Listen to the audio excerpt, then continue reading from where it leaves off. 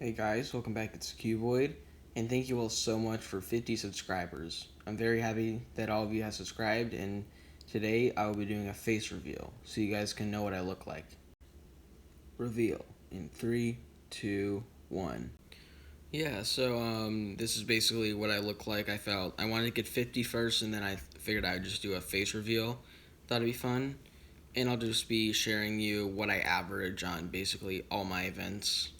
Starting off with 3x3, average like 16, 17 seconds, closer to 16, just kind of around that area. For 2x2, I average like 4 to 5 seconds, closer to 4, around that area. Now on to 4x4. So for 4x4, I average like 1 minute 25 seconds, kind of around that area. Now for 5x5. For 5x5, I average like 3 minutes and 30 seconds, just around that area. Now on to Pyraminx. For Pyraminx, I average like 7 seconds. I can sometimes get 6 averages, but I'd say around 7 seconds. Now for Scube. For Scube, I average around 12 seconds. Now for Megaminx. For Megaminx, I average under 4 minutes. Now for one-handed. For one-handed, I average like, I'm almost sub 40 on one-handed, but like around 40 seconds. And now I'll be going over just like every single method I use for every single cube. For 3x3, I use CFOP.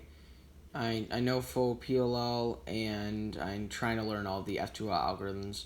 But for now, I'm doing most of the algorithms, but just some intuitive F2L. For 2x2, I use Ortega. For 4x4, I use the Yao method, but for edge pairing, I don't use 323. I tried it for a while, but it didn't go so well. So I just use the free slice edge pairing. For 5x5, I use the Yao method also, and with the free slice edge pairing. For Pyraminx, I just use layer by layer. For Scube, I just use the beginner's method. For Megaminx, I use the beginner's method. For one-handed, I use CFOP, but I can almost do all the PLLs, but I can't do like the V perm and a couple of the G perms with one hand. So I think we'll just end this video off by just kind of me telling you guys about my experience in competing at competitions. So I'll just tell you about how I started cubing.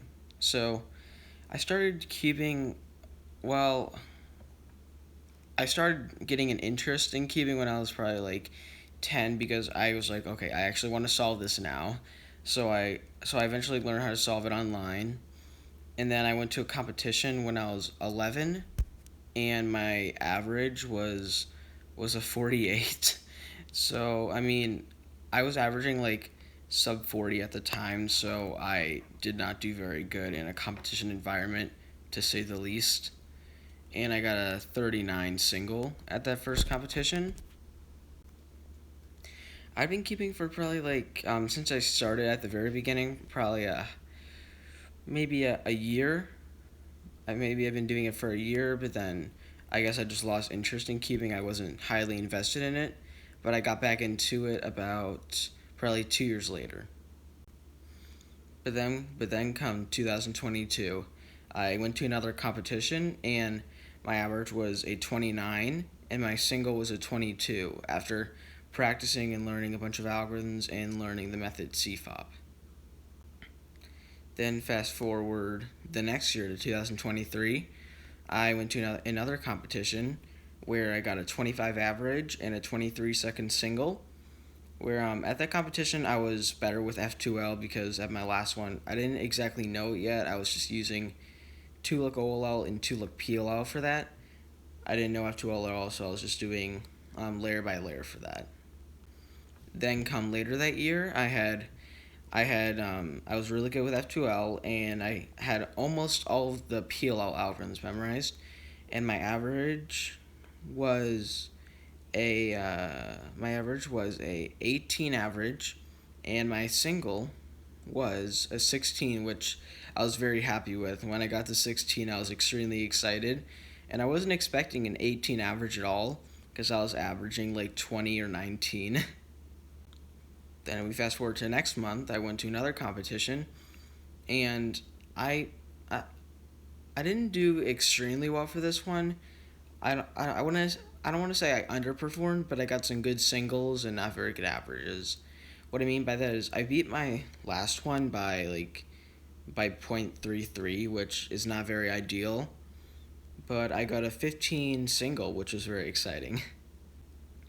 So right now I know full PLL and I know almost all the F2L algorithms for the first two layers. There's 41. I think I got like 10 left around that or something. And shortly after that I plan on learning full OLL. Alright guys, so that was basically me just kind of sharing with you my experiences in competing and how much I've improved over the years. As of now, my goal for 3x3 is to get by the end of the year, I want to get a sub 15 average in competition, as well as a sub 10 single in competition. Alright guys, so that's going to be the end of this video. I hope you guys enjoyed. I hope you guys took in something from this video.